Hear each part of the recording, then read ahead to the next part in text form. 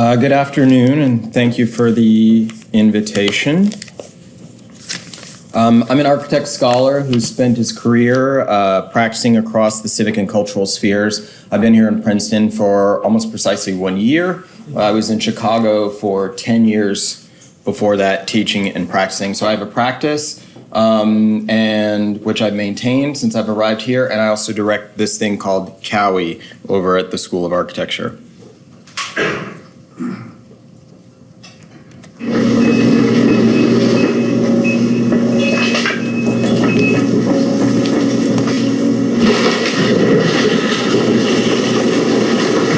Excavators are the workhorses of the construction industry. In struggling south and west side neighborhoods, they're used to destroy, not build. The machines are busy tearing down abandoned homes, the most visible sign of a foreclosure crisis that began more than 6 years ago. By the time a wrecking crew shows up, a home already has been declared a public nuisance, either because it's in such bad physical shape or has become a haven for drug, gang, or other criminal activity. Teardowns are the hammer in the city's expanding toolbox to address the vacant home problem. But they've been a fact of life for years in neighborhoods like Back of the Yards, where Mary Washington has lived since 1985. She says that the neighborhood, which is about 3 miles southwest of U.S. Cellular Field, was beautiful when her family left the Cabrini Green housing project and bought a house on the 5200 block of South Wood Street. All the vacant lots that you see out here was houses. It was all filled in. And it was a mixed neighborhood, very nice. Today, 17 out of 47 parcels on her street are vacant lots. And the city has gone to court to demolish 8 more buildings. When people ride through the neighborhood and they see all of the vacant houses and boarded up houses, stuff that I would think that they just keep on riding. Because I'm pretty sure that they don't want to be in no block like this. We need to get into these neighborhoods now, because once you hit a tipping point, it's really hard to recover. Bridget Gaynor hopes the Cook County Land Bank can bring some of those neighborhoods back from the brink. There are 75,000 cases pending in foreclosure courts. For the 25 years prior, we never had more than 15,000. So we're in an anomaly situation. We need some new tools, and this is one of the tools. Created in January, the agency will buy up abandoned homes, demolish some, and rehab others. Gaynor also thinks the land bank can remove some of the legal obstacles that discourage private developers from doing the job themselves. While of course there's schools and crime and issues with that impede development, a lot of it has to do with the things that are solvable. It takes 2 years to get title in court. The land bank can help with that.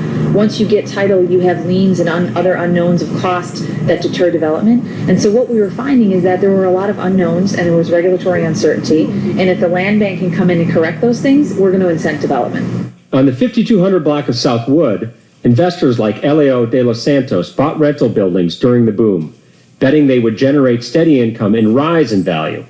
But it hasn't turned out that way for Mr. de los Santos, who guesses his rental property is worth much less than the $85,000 tied to the investment. I thought I was going to get better in the next, 3-4 years after I bought the house, 3-4 years, but it's been already 8-9 years, and I don't see really big changes in the neighborhood, Today, 9 buildings on the block are boarded up, including 3 in a row at the south end that the city wants torn down. Mr. de los Santos would be happy to see them go. They make it look back the neighborhood, All these boarded houses make it look really bad, You'd much rather have a vacant lot than a vacant home? Yes. Oh, yeah. That's for sure, yeah. Demolition solves one problem, but it creates another. Vacant lots are just another form of urban blight. Wasted assets where weeds grow and garbage collects. Southside neighborhoods like Washington Park and Englewood have hundreds of them, the product of a depopulation trend that began decades ago as residents moved to greener pastures. Architect Marshall Brown has a plan for all that vacant land. In Washington Park, he wants to reconfigure the street grid, making it look almost suburban, rerouting streets around existing clusters of buildings and forming curvy blocks of different shapes and sizes. The trick is to kind of get that landscape into more cohesive shape, more cohesive form, more cohesive spaces. So we can't erase the street grid, or at least we can't do that immediately. But what we're proposing here is really to add additional layers that would give it some flexibility and wouldn't tie our occupation of the land to the street grid itself forever. Brown's plan is an attempt to reshape neighborhoods that have lost thousands of residents, and he assumes they won't be returning. In urban design and planning, we rely on growth, or we assume growth, which gets us into a trap when growth doesn't come, right? And so what this plan tries to do is say that growth may come, it may not, but we don't depend on it. And we try to separate issues of quality urbanism, of quality neighborhoods, from issues of quantity. And I think that's one of the main innovations. Whether city officials embrace Brown's ideas, one thing is certain: the demolitions will continue, leaving behind plenty of vacant lots that won't be developed anytime soon.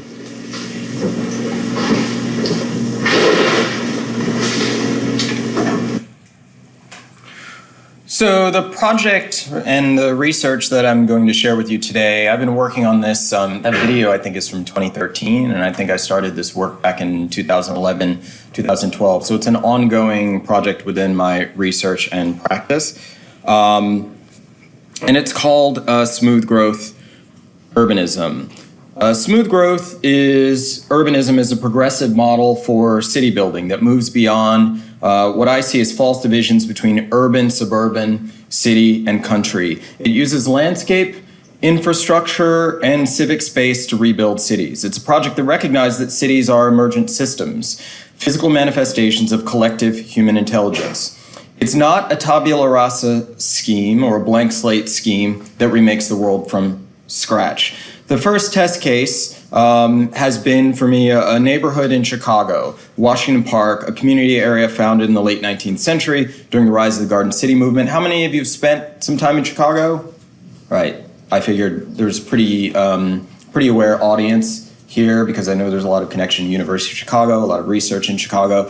So many of you probably have driven through this neighborhood on your way to Hyde Park, which is directly on the other side of the park to the east.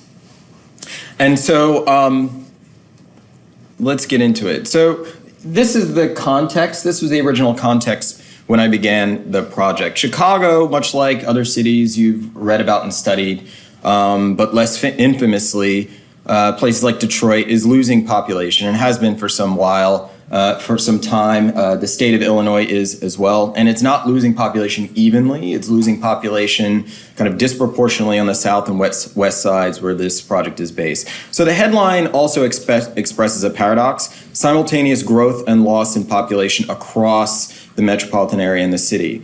And that produces a great deal of uncertainty for people like me, for architects, urbanists, and how to actually respond. So here you see a map of the neighborhood on the right. And so back in 2010, the population density is about 7,900 people per square mile. And one of the when we zoom out, one of the things that I'm really dealing with in this project and in my practice more generally is challenging the increasingly dogmatic view that high density is the only correct or viable strategy for urbanism in a growing world. This challenge for me stems from the recognition that American metropolis is qualitatively different than the pre-modern and or pre-industrial city, especially the European city, which is where we, in our fields of architecture and urbanism, acquire most of our thinking about urbanism from. Our existing language and conceptual frameworks, in many ways, are actually inadequate to address many contemporary urban conditions. So on the left, you of course see the plan of Paris, from Haussmann's time, and then on the right you see the land ordinance of 1785, which is actually the DNA for Chicago and many Midwestern cities and townships. I want to read briefly from the writer Émile Boutmy, who in his book Studies in Constitutional Law wrote about the American or America in general. He says, quote, "Let us, if possible, define more closely the leading cause which has fixed the character of American society. We have only to cast an eye over this immense zone, 18 times larger than is the area of France, in which there are at least 50 millions of inhabitants, unequally distributed, in order to understand that their one primary and predominant object is to cultivate and populate these prairies, forests, and vast wastelands. The striking and peculiar characteristic of American society is that it is not so much a democracy as a huge commercial company for the discovery, cultivation, and capitalization of its enormous territory. He continues later to say, the United States are primarily a commercial society, société économique, and only secondarily a nation, société politique. This is the formula which gives the key to many an enigma and which removes many an apparent contradiction. So as an urban designer, I find his words and observations incredibly useful to understanding the underlying character of American cities, which I believe are generally and sometimes willfully misunderstood by many people, both inside and outside of my professions. And by American cities, let me be clear, I'm not talking about Boston, I'm not talking about New York, I'm not talking about the old cities like Princeton, which were founded before the Revolution. I'm talking about Chicago, I'm talking about, places like Phoenix or St. Louis, et cetera. All that stuff that we fly over on our way to LA. And, in these places, in these American cities, by their very nature, the urban ideals of compactness and centralization are under constant assault by the decentralizing tendencies of the territorial abundance that not only feeds the periphery, the edges, the so-called suburbs, but also dilutes the interior. So this is one of my favorite views of Chicago. That's the kind of reality. I've heard it often described as a thin slice of Manhattan surrounded by Columbus. I like you guys. You have a sense of humor. That's great. Architects, not so much, but this stuff especially. So cities that were defined by that curious instrument on the right, again, the Land Ordinance of 1785, also referred to sometimes as the Jeffersonian grid. It was, of course, the law that defined the rules for the surveying of lands west of the original states. It was a speculative tool, a way for the federal government to raise revenue by getting into the real estate business, by measuring, surveying, and selling much of that territory. So I just want to go through, again, even though many of you know Chicago, some of the history of the growth of the city which informs this, this proposal. The original grid had actually no provisions for public space, prescriptions about building density, infrastructure, ecological principles, land use, or nearly any other concept that we associate with the design and planning of cities today. And this grid is Chicago's structural DNA. So here you see the original federal township map. To complicate matters further, Chicago was founded in a period of high population growth and rampant real estate speculation. So from the very beginning, city lots, you can see on the right, were designed to be very narrow and packed tightly together, and you can see as you can see in the Thompson Plat. And this map on the right actually precedes Chicago's incorporation by about 3 years. Only 6 years later, so the original map is there in red. Only 6 years later, this was the map of Chicago. And again, this wasn't all built out. This is a speculative map. So the area of the first map is outlined in red. And what you can also see is that the grid, these aren't even really streets. They're not necessarily designed for navigation. These maps are not designed for navigation. They're simply documents designed to enable the buying and selling of the land. So Chicago's urbanism from the beginning is what I would call an urbanism of quantities, not of qualities. So eventually much and nearly all of this territory was inhabited and built up. These are early 20th century photos of Chicago, and for many of its early years, the city suffered from crippling congestion and intense crowding in many neighborhoods. So back in, and of course, now we know the trend is sort of going in a different direction. So back in 2011 and 12, the Chicago Metropolitan Agency for Planning, the city, and the local Initiative Sport Corporation got together and started this master planning process on the south and west sides that stretched across several neighborhoods, including Washington Park, Woodlawn, Inglewood, some neighborhoods you might be familiar with, to kind of look at what to do about this kind of decentralization challenge. And so I was hired by a local community development corporation called the Washington Park Consortium, which does not exist anymore, to kind of work with them sort of at the other end of this diagram. They, to be perfectly honest, the executive director at that time, he was not convinced that all of these organizations on the left were going to produce anything much different from everything they had seen in previous planning processes. So he hired his own architect to use money that he got from them to hire his own urban designer, me, to develop alternative proposals. Since then, the project has gone from being a commission to being research. So I received some funding from the Graham Foundation in 2015, and I'm trying to close that up now to continue the design work, and you'll see the results of that today. And more recently, the Art Institute of Chicago has purchased most of the drawings. This is all mostly for the students, I think, just to help you understand the context within which let's say projects and research can happen. They're complicated, right? You can have varied and diverse audiences and different kinds of forums for getting this kind of work done. So before the neighborhood, there was the park. So there you can see Washington Park in red.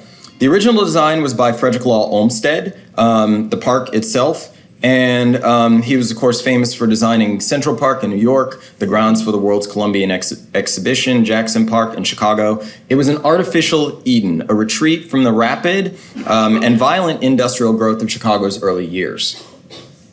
This is Garfield Boulevard, which is an important boulevard that runs right through the center of the neighborhood in the year 1910. It's quite beautiful. The neighborhood is actually 6 miles directly south of downtown Chicago. Washington Park was also a so-called early suburb, one of the first neighborhoods that Chicagoans escaped to from the kind of congestion we saw in those previous images. So the neighborhood began as a garden city, an extension of the Arcadian paradise of its namesake park. The question I was interested in asking from the beginning is, could we return to this idea? Could the lower density of the neighborhood, not low, but lower density of the neighborhood, become an opportunity to create a 21st century garden city? So after being first settled by Irish and German immigrants, Washington Park became almost entirely African American by the 1930s, like 99%, when it had a population of 44,000 people, resulting in a density of almost 30,000 people per square mile. Just to give you some context, that density, the average density of Chicago right now is about 14,000 people per square mile, 30,000 square people. In order to find 30,000 people per square mile, you have to go up to Streeterville, which is a neighborhood on the kind of just north of downtown, full of skyscrapers. So they were getting these densities without skyscrapers, which resulted in the kinds of conditions you see on the right. The great migration of African Americans from southern states, coupled with racist restrictive covenants, severely limited housing options for Black people in Chicago, thus producing densities higher than we can find almost anywhere in the city today. Washington Park's population remained at this peak through the 1950s and 60s, but of course, Chicago and the country began to change. What's also interesting to know is that it's partially the home of Robert Taylor Homes housing project, one of the largest ever in the world. It's often been blamed as a source of neighborhood decline, but it's also equally possible that the additional residents it brought to the neighborhood slowed depopulation more than having accelerated it. The demolition of these buildings was completed sometime just around my arrival in Chicago, around 2007, 2008. So here you can see the numbers, and I think this is like a numbers group, right? So I'm going to give you guys some numbers. So here you see the population decline, and again, you've seen these kinds of charts before. The Civil Rights era brought opportunities for mobility and housing choice to African Americans that other groups had already enjoyed. So Washington Park's population fell rapidly after 1970 from a peak of about 46,000 and has continued to fall every decade since. So what you see here happening in 1970 is not white flight, it's black flight, because the neighborhood is entirely African American at that point. The white flight happened much earlier, before it got to its peak population. What's more interesting to me than that previous graph is this one here. This is a measure of Chicago's urban density gradient, going from about 1860 up to about 2000. And for those of you who aren't familiar, the urban density gradient is basically just a kind of quantitative measure of the difference between a city and suburb. So what's happening, so the higher the urban density gradient, that means that as you go out from the center of the city, the population is dropping very rapidly. What's happening is over time, that urban density gradient, that factor, is flattening out because the density of what used to be called the periphery, what we still call the periphery, is coming up, and the density of the downtown is going down. So at least from a quantitative point of view, not just in Chicago, but in many, if not most metropolitan regions around the US, for quite a long time, this kind of quantitative difference between city and so-called suburb has been decreasing. So again, the kind of qualitative results is that, like an old punch card, the formerly solidly built urban fabric has become highly perforated, full of green holes, much like conditions we've all seen in recent stories about Detroit, Cleveland, or Youngstown. So the question is, at 7,900 people per square mile, what does that number mean? Is it too little or too high? So I started to do some comparisons and decided to compare Washington Park with a couple of other neighborhoods, one being Oak Park, which is just outside the western boundary of the city, and Riverside. They're both old suburbs of similar vintage and within reasonable range of downtown. They're also part of a sort of trans-historical search for an ideal American settlement. Riverside is actually built. It's like the most amazing architectural and urban site in Chicago that no one has ever been to. So you must go on your next trip to Chicago. People go to Oak Park to see all the Frank Lloyd Wright houses, but this is far more compelling in my mind because it's actually a kind of ideal planned neighborhood. And it's been quite successful over time, unlike most of our efforts at planning ideal cities. So on the left, Riverside, which also happens to have been master planned by Frederick Law Olmsted, and on the right, Frank Lloyd Wright, his famous unbuilt proposal for an ideal American settlement, Broadacre City. Riverside was actually begun in 1868, often referred to as one of America's first planned suburbs. Again, designed by Olmsted beginning in 1863, before cars, before highways, before home mortgage interest deductions, wealthy Chicagoans were already looking for ways to escape the center of the city. There's a couple of Frank Lloyd Wright houses, a Louis Sullivan house, some other notable architecture, and a stunning pastoral setting. This, again, is Olmsted's original master plan, and he designed it with the idea of bringing the best of city and country together. He also broke radically from the surveyor's grid, which had already been laid down, working more with the geography and patterns suggested by the Des Plaines River. Oak Park, which was formally established in 1902, was famous for being home to many of Frank Lloyd Wright's masterpieces, and no doubt influential to his conception of Broadacre City.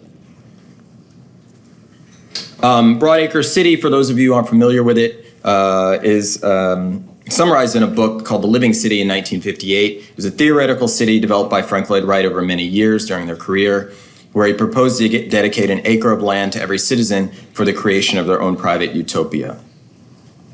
So at 7,900 people per square mile, the density of Washington Park, interestingly enough, sits squarely between that of Riverside and Oak Park, Illinois. Both Oak Park and Riverside are thriving, desirable communities in terms of both quality of life, limited distance to downtown, and economic stability. And these observations led me to two very simple assertions in this work. One, the viability of a neighborhood is neither determined by it, nor does it necessarily even correspond to its density. And number two, in urban design, one should not confuse quantity with quality.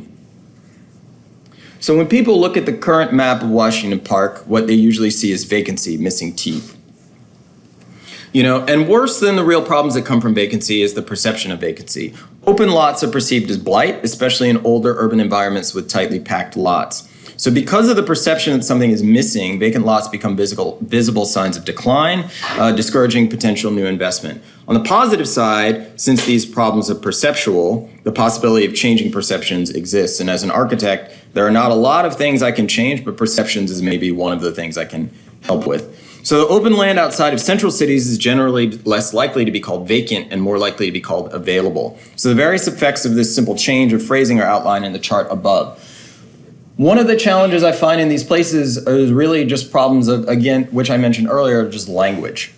Right? When people go around and they talk about vacant lots, we automatically bring all kinds of associations.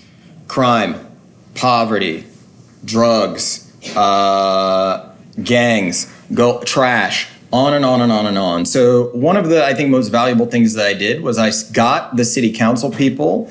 I even got Maurice Cox, who's more recently who is just leaving, I think, today or something, the head of city planning in Detroit and moving to Chicago, to stop saying vacant lots and start saying available property. It completely changes the terms of the discussion.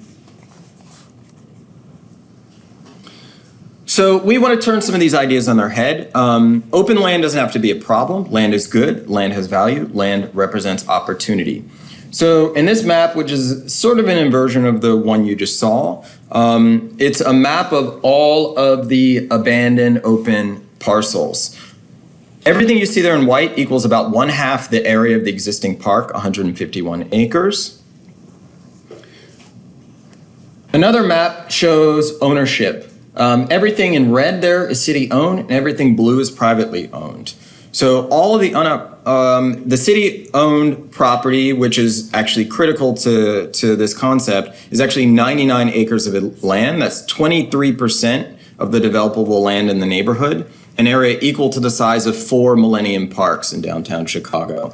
There's 100 acres of public space scattered haphazardly among private properties. That's what you're looking at there. This is a map that actually looks at every block and ranks them according to the amount of available land, the amount of opportunity. As you can see, there's quite a range, right? So the darkest green is completely open. That big patch up there on the left is the former site of Robert Taylor Homes, and then some of them are nearly completely built out. So you need some nuance. And this is a map, one of my favorites, of all the shortcuts that people take through the blocks.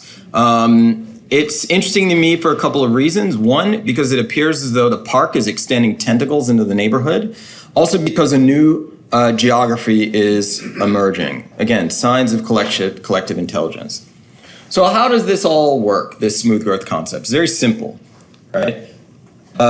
Drawing bundles. This action of bundling basically takes all the remaining housing stock and tries to gather it up into cohesive, if not coherent, but cohesive territories in an attempt to capture these emergent patterns of urbanization. So I call these little bundles microregions, and basically what they are landscapes of cooperative independence. The idea is to have new social and spatial and economic and legal collectives. They would be managed and maintained through HOAs, land trusts, etc. And I'll talk a little bit about that, the kind of logistics of it as we get to the end of the talk. And here you can see in the overall master plan how the space between the plots, the microregions, then becomes a reconstituted public realm where you get a new, more efficient street network, land banks, nature preserves, stormwater reclamation, pedestrian paths, place to pile the snow, basically a new reconstituted civic realm, which extends from the park through the neighborhood and beyond. So there's also quite a bit of work that we've done in the past few years, collaborating with landscape architects on, again, looking at how pedestrian and bike paths are integrated with reshaped topography, for example, how we deal with stormwater management, wetlands, again, place to pile the snow, which is no joke in Chicago. And so I'm sure everyone, especially for this group, I want to spend a little bit of time talking about the kind of way in which we think these micro-regions could be developed. I worked together with a PhD student at the Illinois Institute of Technology for about a year on just figuring out how any of this could get paid for, right? This is always the question. How do you pay for it? Because when you're working in a poor neighborhood, that's always the first question for some reason. So feasibility. The idea is that maintenance, landscaping, and other services will be collectively paid for by the owners of all the properties. So the city, after drawing the new boundary, so we use this particular microregion as a test case. After drawing the new boundary, the scenario is that the city gives all of that land, much of which they own, over to these people collectively. Basically, think of it as like a new subdivision. It's not being built from scratch. It's an overlay onto an existing neighborhood. So the maintenance, much like any other subdivision that many of your parents probably live in, or the maintenance, landscaping, and other services will be collectively paid for by the owners through contributions to land trusts, cooperatives, or other homeowners associations. The neighbors would be incentivized to join by receiving tax abatements on all land within the microregion for, let's say, 10 to 20 years. Could be more, could be less.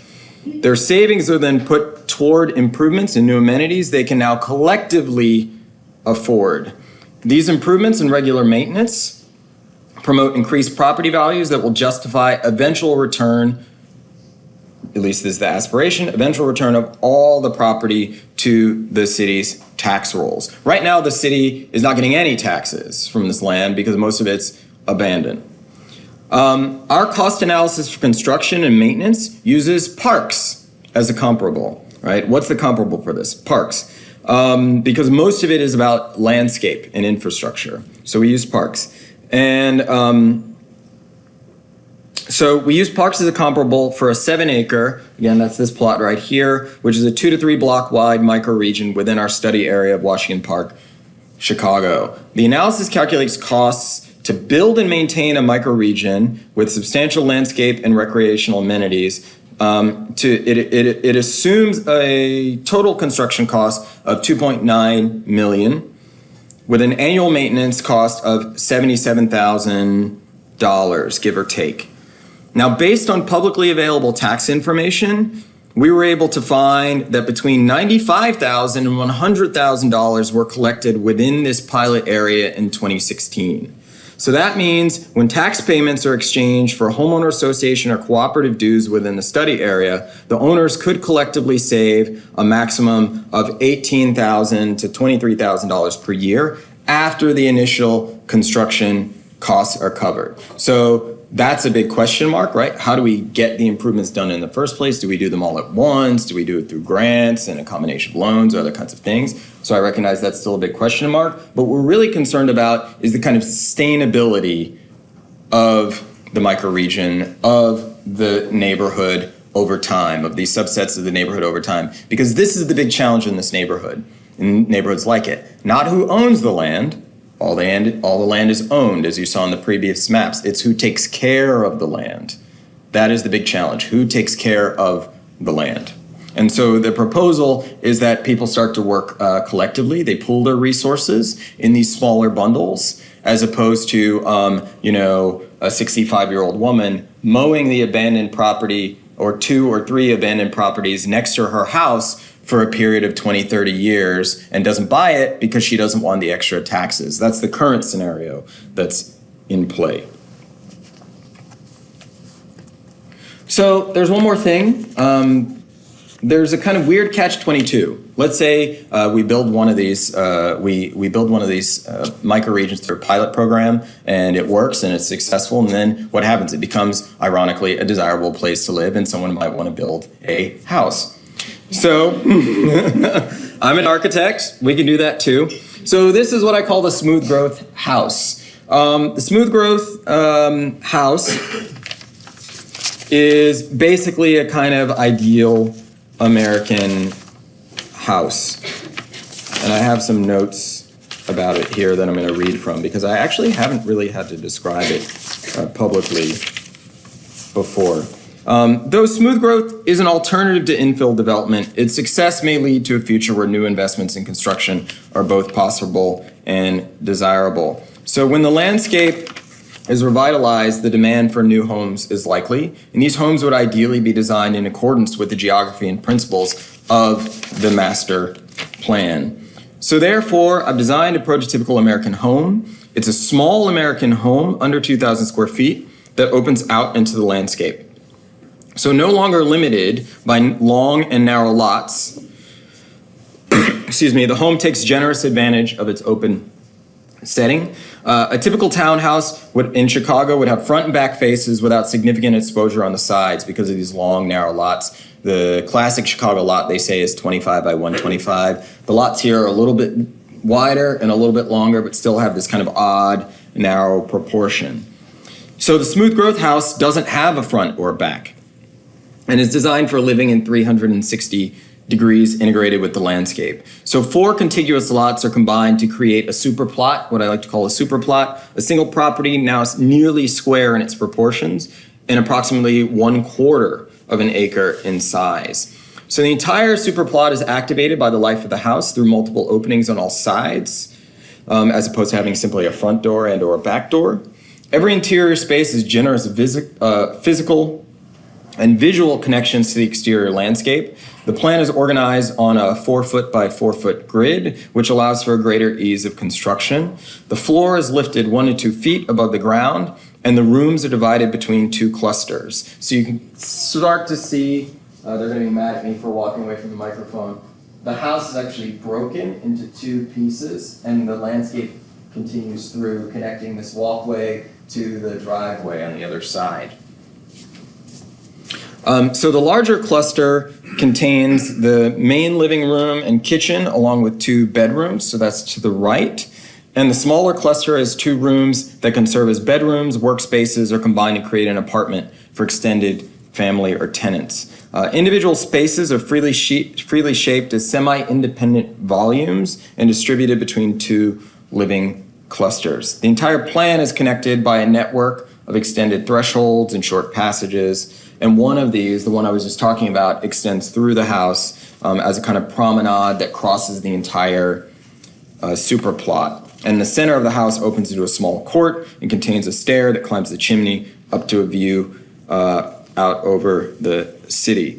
Similar to the microregions, these kind of homesteads that we've superimposed onto the urban grid, the dispersed interior of the house, this fragmented interior of the house, is then gathered again beneath an expansive roof with a large shading overhangs and a curvilinear edge. It's built using long span mass timber. There's probably more architecture than you guys thought you were going to get today, but I have to do it. The upper surface is folded, and which kind of climbs up and captures light where it's desired, and then bows down in other places to provide shade and intimacy where necessary. And then underneath, it has this very curvaceous ceiling. So here you can see these are what we call section drawings that cut through the house in opposing directions. And so you can see that the ceiling starts to become like a landscape that creates a rhythm of vertical expansion and compression as it moves from outside to inside and outside again. So the dynamic prairie house form and the modest urban scale of this house translate the principles of smooth growth urbanism into architecture. It both embodies and embraces the dynamism of multiplicity. It's both one and many. So I'm going to conclude by just saying a few things, and then we'll have some Q&A. Smooth growth urbanism is, I think, politically plausible, financially achievable, and in many ways necessary for our time. It requires collaboration between residents, owners, and municipalities in order to succeed. The first recommendation that I've been making with this is to really identify small civic groups already in existence, such as block clubs, garden clubs, or neighborhood watch groups. These collectives can be identified and approached to form the first micro-regions. So we start with existing social collectives and try to give those some kind of legal and economic status. The implementation period should follow an aggressive schedule of 3 to 5 years, while a parallel effort is pursued to engage both private and public investment for expansion to adjacent areas. My goal, or the idea, is that the microregions would be formed and developed using existing codes and regulations, thus increasing the chances of success by streamlining paths to implementation. The idea is that they would be institutionalized within special development districts, planned urban developments, or subdivisions which create a basis for governance and stability. So then citizens, designers, government, and developers would be encouraged to contribute their special knowledge and skills to the process where needed. Since this process looks decades into the future, leadership really has to occur at an institutional level. This is the kind of project which easily falls victim to political cycles. One mayor leaves, another one comes, although in Chicago they tend to stay for a while, so that helps. And a well-funded independent foundation, not-for-profit development corporation, land trust, or similar organization should be charged with implementing the vision over time. And then finally, we would need to maintain flexibility. This approach will also support faster implementation with more locally responsive design. Rather than one single mega project, smooth growth actually allows neighborhoods to be revitalized and reorganized as a collection of smaller projects within a cohesive framework that leads to a greater collective impact. And I will conclude there. Thank you.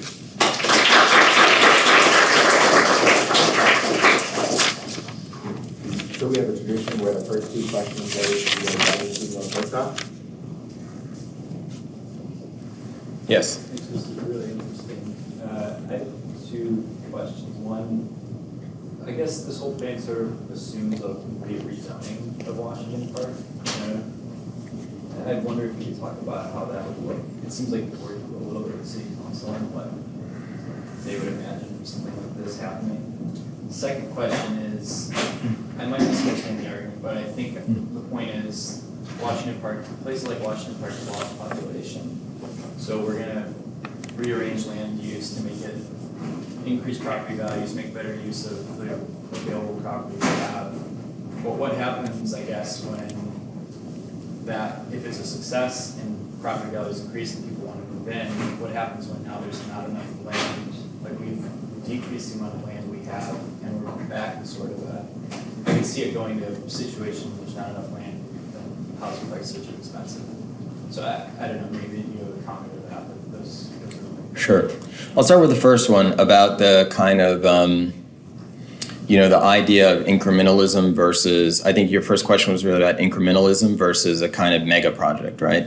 And despite the way that it's drawn and also the big model, which makes it seem like this is all happening at once or that it must all happen exactly that way, that's not the idea at all. I'll give this as an example. So what's very interesting is when Olmsted planned Riverside, there was a farmer right in the middle who wouldn't sell. Right, he wouldn't sell. And he said, okay, that's fine. We'll just draw the master plan around his property. Eventually, the farmer sold and came in, but he might not have. And so the idea, I took that idea and brought it to this project. And so the idea is not that each one of the micro-regions, that all the micro-regions are done at once, or that the neighborhood is even completely rezoned. The idea is that you could do one. Right? And maybe that's all that ever gets done, right? But whatever you did was good for those people within that microregion. Or you could do two, or you could do three, or you could do one here, and the people across the street, they're not interested, and you skip over them. So the idea is that it could actually be phased over time. I'm just showing the kind of extreme scenario in all the drawings and models, but I think your question is right on. There needs to be a kind of it would almost have to be like a video animation or something that would show these kind of alternative scenarios, like 10%, 20%, 50%. And then the next question was about scarcity, I think. The amount of land is fixed. And honestly, in a place like Chicago, you saw the aerial photos, scarcity is not really a problem for the foreseeable future in terms of land, except when it's driven artificially like it was in the area of restrictive covenants, or like now when people are crowding into certain neighborhoods to get access to certain public schools, for example, right? So in this neighborhood, when I get asked those questions, well, what happens if it's successful and suddenly there's scarcity? My answer is one should have such problems. Honestly, because we're in such an extreme end of the scenario where there's such extreme disinvestment. No one's worried about a situation where property values suddenly go up. There's a long way to climb for this neighborhood to even get on par. But it is an issue. It does become an issue over time in terms of equity issues, the ability of people to be able to stay in the neighborhood. And the project, that's where its heart is from the very beginning. Because one of the conversations I have in places like this always is, people ask this question, well, how do we get people to come back from the suburbs? And my answer is always, well, don't, be careful what you wish for, right? Because if they come back here, they're not coming to help you, they're likely coming to take it from you. So that said, this is a strategy is really designed to figure out how we do something for the people who are already there and who've been there for a long time and help them stay on the line and have some control over what happens within that boundary, because they're going to be able to regulate to a greater or less degree what happens within that boundary. But outside of that boundary, there's still a lot of public landscape, which you saw, and some of that could be set aside for new development for all kinds of things. So these are some of the kinks that have to be worked out, and that's actually why one of the reasons I'm here today is because this is also like a recruiting mission, right? Because some of you are ostensibly going to go out into the world and work in places like this, and so maybe we'll wind up partnering on the research or actually implementing one of these things before I die. Any other postdocs, grad students?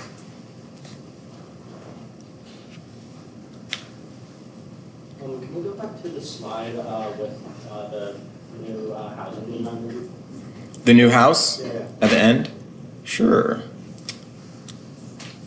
The plan or the... No, I guess that this works too, but I guess my question is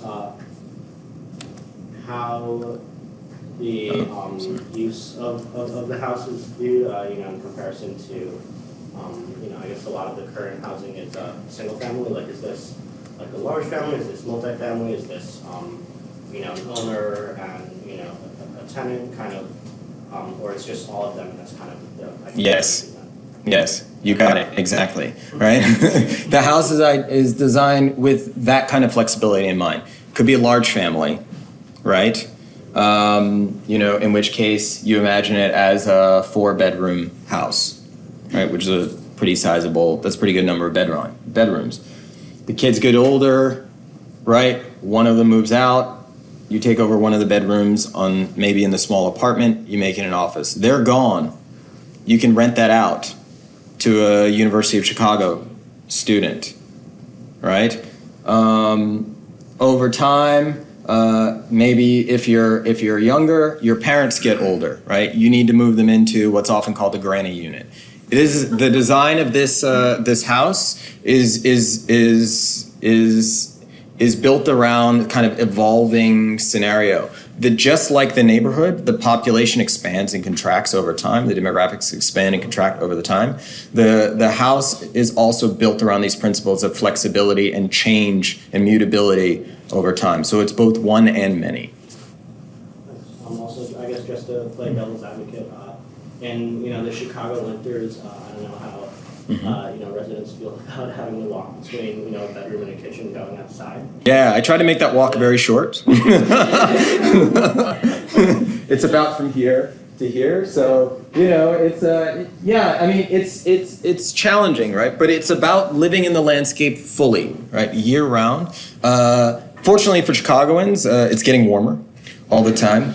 But you're right. That was a place where I'm taking some risks, and what's likely to happen, this is what always happens with architects. When you do this kind of, when you pull these kinds of stunts where you leave these kind of charged voids, first thing people do when they move in is they fill it in, right? And they do something very interesting with that, right? Something you can imagine. So for me, that opening, that gap is as much, let's say, rhetorical as it is actual, but it drives that conversation. Like, what is our relationship, with nature, really? Like, are we afraid to walk outside for 5 feet in our bathrobe and our bare feet? Is it really that hard? Like, how green are you? Is the challenge. There's a couple more questions. The students always get priority? Yeah, so this is super interesting. I kind of understand the logic of having the micro units, but then I wonder about larger kind of infrastructure. Like, what about schools? Like, what about public transportation? Like, how do people get around? Like, how do you kind of encourage families to, I guess, stay? So like those bigger kind of that I imagine would have a micro unit, like a school or like a library or other things. Yeah, one of the, so I'll start with infrastructure. The school is a harder one in Chicago, and I'm just an architect, but One of the really great things about this neighborhood, and one of the great advantages it already has, is that it's really connected in terms of infrastructure already. So the Dan Ryan Expressway is one of the largest highways, or at least it was when it was built in the world, is right here. Garfield Boulevard, which is part of Chicago's Emerald Necklace Network, connects all the other neighborhoods, or all the old neighborhoods around the city, runs right through the middle of it. You also have a Metro Transit line running directly adjacent to the neighborhood. It doesn't stop here yet, but it's pretty easy to create a Metro stop. You just have to build some stairs and stop the train. There's also a Red Line CTA stop right there at 55th Street in the middle of the highway. There's also a Green Line station here, right? CTA, the Chicago L, and there's another one to the south. So in terms of infrastructure, it's incredibly well connected already. You have this huge park. You have, I think second largest employer in the metropolitan area directly to the east. You just have to get, there's some institutional issues there, but you just have to get connected with them. There are schools already existing. There's actually a large, I think, high school or middle school to the north side of the park. This is one of those neighborhoods where they were actually trying to, or did close some schools. There's an existing technical college actually here, or technical high school, a very good one called ACE Academy, right there in the middle of this super plot. Since I designed this master plan, actually directly north of that, a tennis academy has been built. So the neighborhood overall has many of the ingredients that you can build, that you're asking about, that you can build upon. The schools have been challenging just across Chicago in general. Politically, my feeling about that is that good schools don't make good neighborhoods make good schools. And so if we can improve the quality of the neighborhood overall, the schools will certainly come along. But in terms of all the other kinds of infrastructure you could possibly want, there's some people might say there's currently an oversupply given the number of people actually live there. Yes. Yeah, thanks so much for the presentation.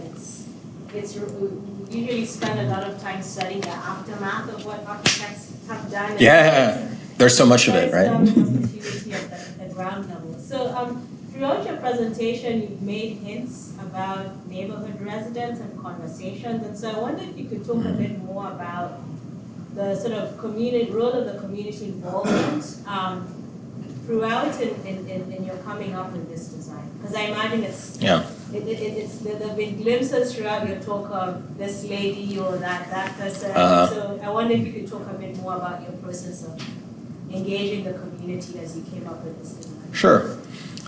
So I was brought into this project by a kind of on-the-ground neighborhood development corporation called Washington Park Consortium.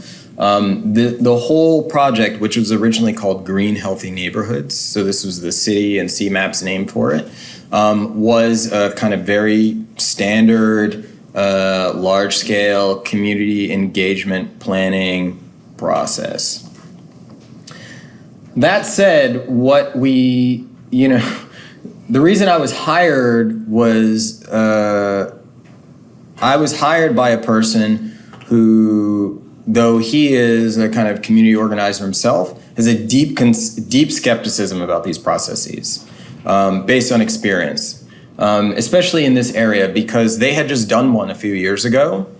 So in like 2009, there was an Olympic bid at play in Chicago. And so there was a whole big planning process. I think SOM and Gensler were involved in, don't quote me on that, but rethinking Garfield Boulevard.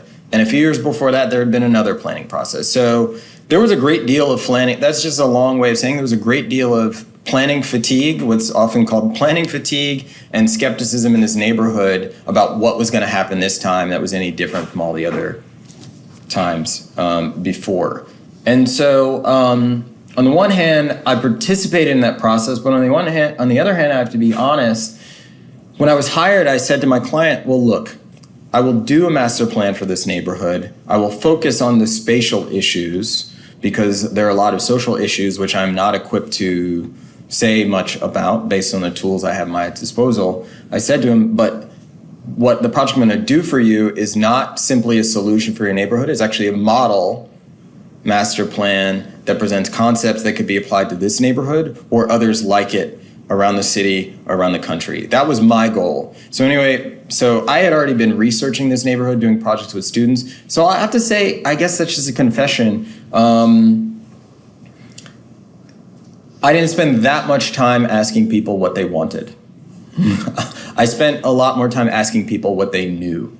And that was much more interesting, right? What's happening with this property over here? What's happening in your block over here? You know, what's happening with that church across the street? Because what I saw was that the people in the neighborhood, in fact, I had a great conversation. The best conversation I had was actually with people from city planning. They got concerned because after subsequent meetings, fewer and fewer people were coming. And they looked at me across the table and said one day, like, Marshall, why do you think nobody's coming to our meetings? I said, well, it's two reasons, right? It's very simple. You guys come down here, you take this posture like you're neutral, right? And you just want to listen to what everyone says and do that. And when you do that, what I see people hearing is that one of two things is true. Either number one, you actually don't know what you're going to do and you're wasting their time.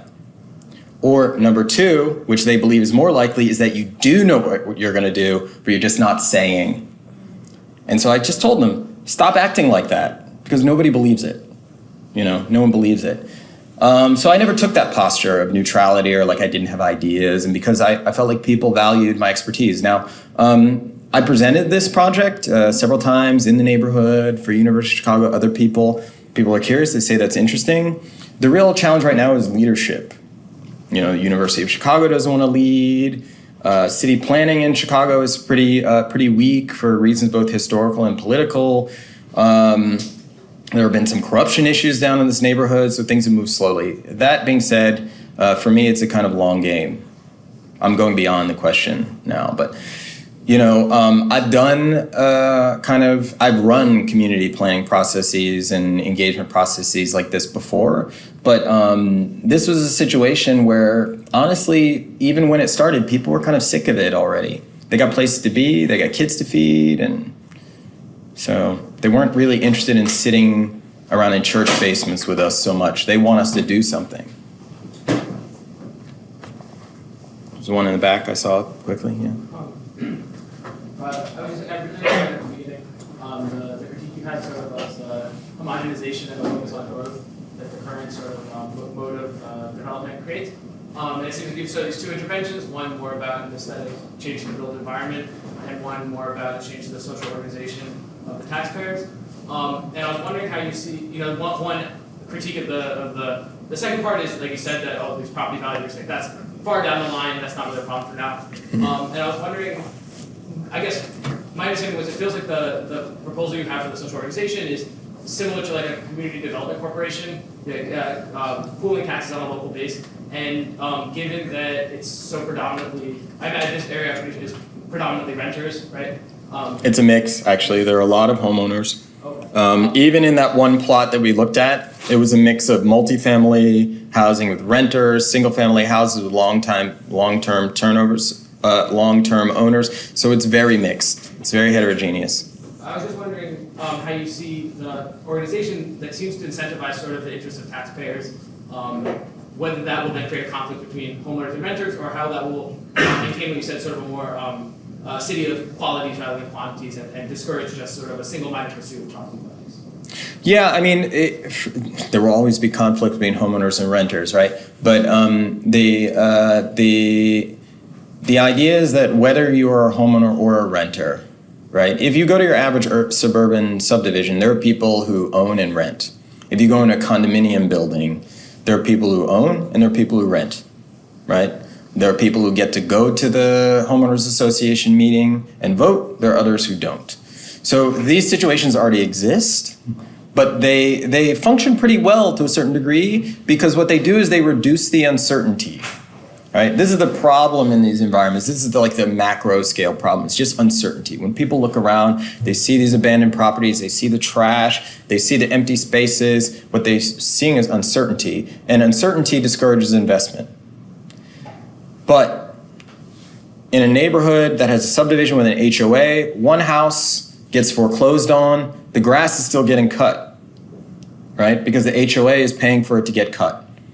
The windows get broken, they get fixed, right? The house burns down, somebody deals with it. In this situation, that doesn't happen, right? Same thing with a condominium building, something like that. If there's an open apartment and the toilet, leaks and floods the building, somebody's going to go in there and fix it, right? Because the collective has some responsibility and some mechanisms for maintaining the collective space for you, whether you're a homeowner or a renter, and renters in many ways benefit from this. This is the same idea. So this is in many ways nothing new. It's just being applied in a place where we usually don't think of applying it. Security, economies of scale. That's really what we're trying to create here. We're out of time. Thank you for